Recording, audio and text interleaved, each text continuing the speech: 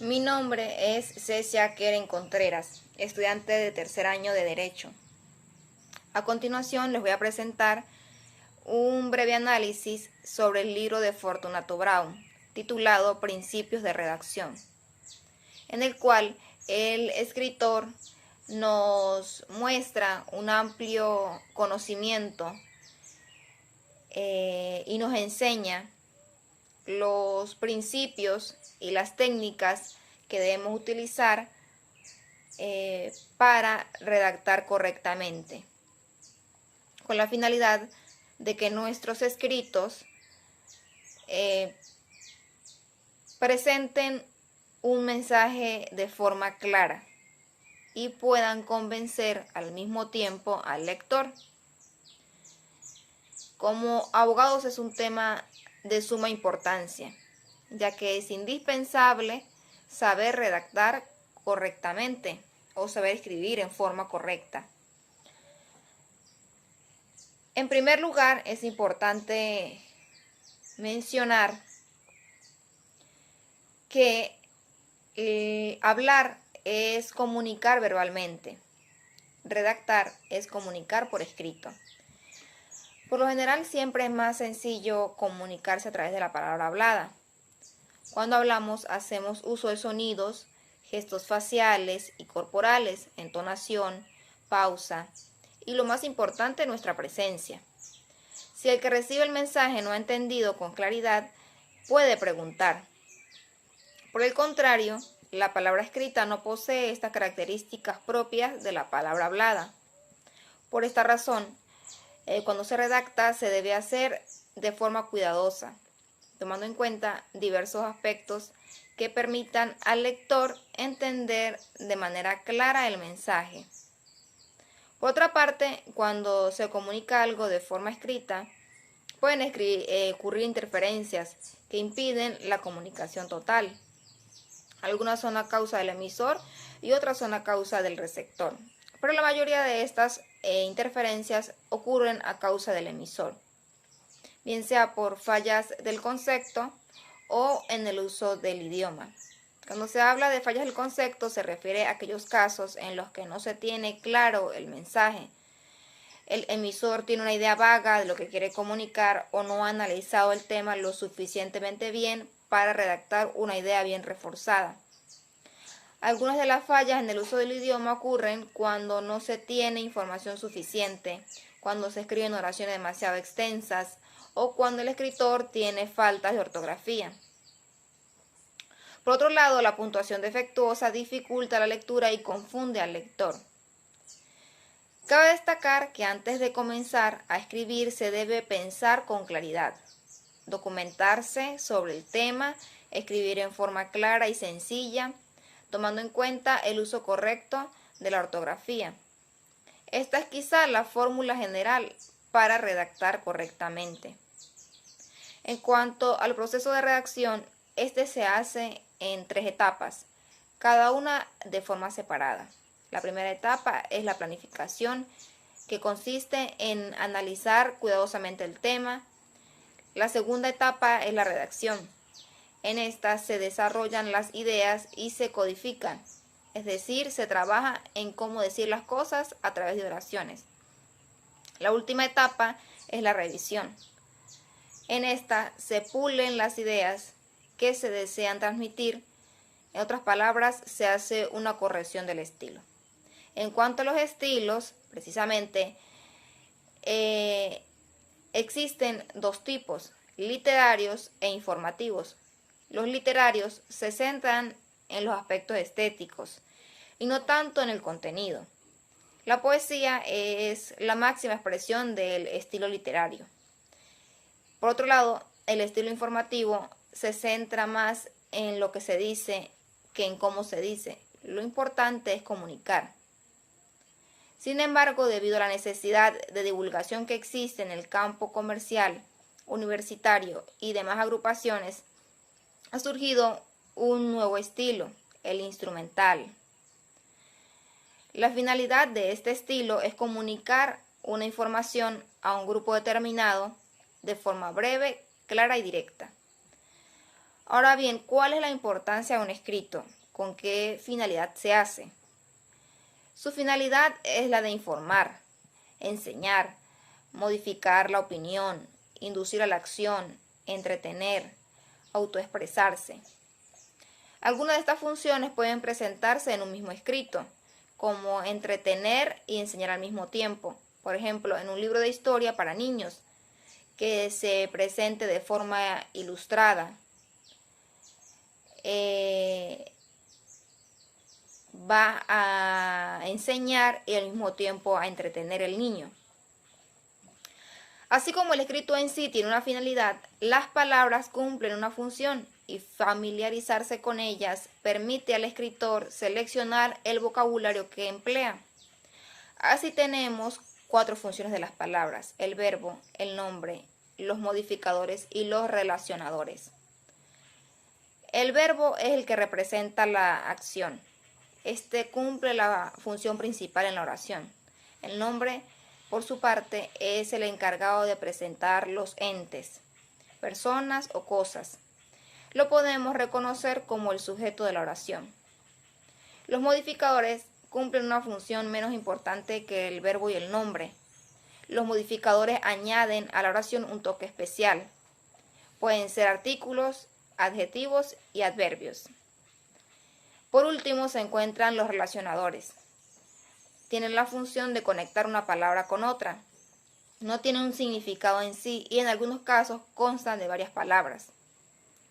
Por otra parte, las oraciones se encuentran formadas por frases, que a su vez se forman por 2 o 3 palabras, con la función de modificar o calificar a alguno de los elementos de la oración. Algunas de estas frases son incidentales. Son los denominados enlaces que usamos al inicio de una oración. Así podemos encontrar en una oración cláusulas subordinadas, o lo que se conoce como complemento circunstancial, que ambientan o condicionan una oración. Las oraciones se dividen en 3 tipos: las simples, complejas y compuestas. Las oraciones simples expresan una sola idea. Constan de un sujeto y un predicado. Es indivisible. Contiene un solo concepto. Tenemos por otro lado las oraciones complejas. Estas constan de una oración simple y una cláusula subordinada. Es indivisible. No se puede separar de la cláusula con un punto. Por último, las oraciones compuestas. Estas expresan varias ideas y es lo que las diferencia de las simples y las complejas. Consta de 2 o más oraciones simples coordinadas entre sí. Conviene indicar que un escrito está formado por una sucesión de párrafos, cada uno de los cuales contribuye a toda la obra total. Si un párrafo no permite comprender el tema, entonces no tiene ninguna utilidad. La mayoría de los párrafos desarrollan algún concepto, pero en algunos casos los párrafos tienen otra finalidad, como servir de introducción, servir de nexo, presentar un ejemplo, resumir lo expresado o presentar recomendaciones. Cabe mencionar también que el párrafo debe tratar un tema en específico. Para ello debe contener una idea central y otras ideas secundarias que sirvan de complemento a la idea principal. Otro aspecto importante en los párrafos son los enlaces. Es frecuente que un escrito se encuentre separado por secciones o capítulos y estos a su vez estén formados por varios párrafos, razón por la cual el escritor debe hacer uso de enlaces y conectar los párrafos para mantener al lector en la secuencia que le permita entender el tema. Es conveniente además hacer un resumen del escrito con las ideas principales. Esto le permite al lector hacer un recordatorio del tema. Como se ha mencionado anteriormente, al momento de redactar se debe planificar lo que se va a escribir, analizar el tema, buscar datos de apoyo y delinear un esquema que nos lleve a redactar en forma ordenada. El lector es la razón del escrito, por lo tanto se debe planificar en base a este, tomando en cuenta el nivel de conocimiento, el espacio geográfico, el idioma, la cultura y demás aspectos importantes del lector. Para mayor comprensión y en busca de estilizar el escrito, este se divide en 3 partes: introducción, desarrollo y resumen.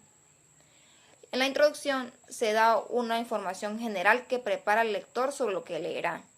Seguidamente, en el desarrollo, cada párrafo debe ir desarrollando las ideas principales y sustentarlas con argumentos, de modo que el lector se convenza o por lo menos respete su opinión aunque no esté de acuerdo con ella. Para finalizar, se encuentra el resumen. En este se presenta una síntesis de las ideas más importantes, refrescando así la memoria del lector. Importante igual es saber manejar el vocabulario que usamos cuando escribimos. El vocabulario está constituido por un número de palabras que tienen un uso y un significado para quien las lee. Este vocabulario se clasifica de acuerdo con ciertos niveles que analizaré a continuación. De acuerdo con el nivel de formalidad, tenemos un vocabulario formal, informal y rebuscado. El vocabulario informal está constituido por una cantidad de palabras que se usan solo en conversaciones con amigos y familiares. Este tipo de vocabulario es espontáneo y fácil de usar, pero es considerado inculto, por lo que personas con mayor nivel cultural no lo usan para redactar. El vocabulario formal, a diferencia del informal, es amplio. Se adquiere en la escuela y a través de la lectura. El vocabulario formal constituye el lenguaje culto y es fijado, revisado y autorizado por la Real Academia Española. Además del informal y el formal, existe un vocabulario rebuscado, constituido por palabras de poco uso o poco conocidas por las demás personas. El uso de una palabra rebuscada puede ser mal comprendida por algún lector. Ahora bien, de acuerdo con el nivel de conocimiento que tiene una persona de las palabras, estas se pueden distinguir en 2 tipos, un vocabulario pasivo y otro activo. El activo es el conjunto de palabras para las que tenemos un significado claro. El vocabulario pasivo son aquellas palabras que reconocemos, pero de cuyo significado no estamos muy seguros. Por último, el vocabulario de acuerdo al significado de las palabras, es decir, si estas son concretas o abstractas. Las palabras son concretas cuando expresan un concepto claro. Por otro lado, las palabras son abstractas cuando no expresan un concepto claro, por lo tanto, para entenderlas hay que prestar mucha atención o consultar su significado. Algo semejante ocurre en el lenguaje que usamos al momento de escribir, el cual funciona como una herramienta del pensamiento. Podemos expresar un solo concepto y generar diversos o diferentes razonamientos. De ahí que surgen 2 tipos de lenguaje, el denotativo y el connotativo. El denotativo lo usamos cuando informamos o describimos algo de forma objetiva, es decir, exactamente como ocurrieron los hechos. Por el contrario, el connotativo interpreta los hechos en forma subjetiva y algo impregnada de emoción. En otras palabras, el que ha observado los hechos habla desde sus sentimientos. Considerando que no todos los lectores cantan las ideas del mismo modo o con el mismo sentido con que fueron escritas, es necesario redactar con claridad haciendo uso del lenguaje y de las palabras correctas, utilizando términos sencillos y adecuados para que el lector entienda de forma acertada el mensaje que se quiere impartir. De modo accesorio, encontramos la persuasión al escribir, la cual tendrá éxito según la claridad con que el escritor lo haga. Para poder convencer al lector, el escritor debe, en cierta forma, conocerlo, es decir, conocer cada aspecto de sus posibles lectores. El arte de persuadir también requiere de otros elementos como el dominio del tema y la táctica de ordenar las ideas. Es indispensable que el escritor tenga la capacidad de separar lo secundario de lo principal. Algunos tipos de orden con fines retóricos son el sucesivo, el cronológico, comparativo, geográfico, climático, creciente y decreciente. De igual forma, cuando redactamos ideas distintas, es necesario el uso de técnicas de expresión diferentes. Estas técnicas son usadas diariamente, pero es necesario reconocerlas. En primer lugar, la narración. La usamos cuando queremos reproducir lo que alguien dijo. Seguidamente, la descripción, usada cuando queremos definir un objeto, lugar o persona. La definición es usada para explicar el significado de algo. Y por último, la exposición, usada para argumentar algo. El trabajo de redacción, como se ha mencionado anteriormente, tiene 3 etapas: planificación, redacción y revisión. La planificación es la etapa en la que analizamos el tema y buscamos datos para reforzar las ideas. La redacción es donde vamos a expresar cada idea y a codificarla en oraciones y párrafos. Y luego de estas 2 primeras etapas, lo que nos queda es corregir y pulir en la etapa de revisión. La revisión consiste en hacer una lectura crítica de la oración y de cada párrafo, con la finalidad de encontrar fallas en la redacción. La revisión permite determinar si el mensaje es completo, claro y bien ordenado. Y para finalizar, como una recomendación, es importante mencionar que para alcanzar confianza, soltura y eficiencia en la redacción es necesario saber leer atenta y analíticamente buenos libros.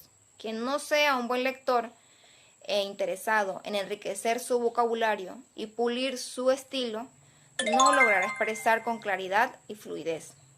Quien no lea con frecuencia y practique la escritura no puede pretender escribir bien. Muchas gracias.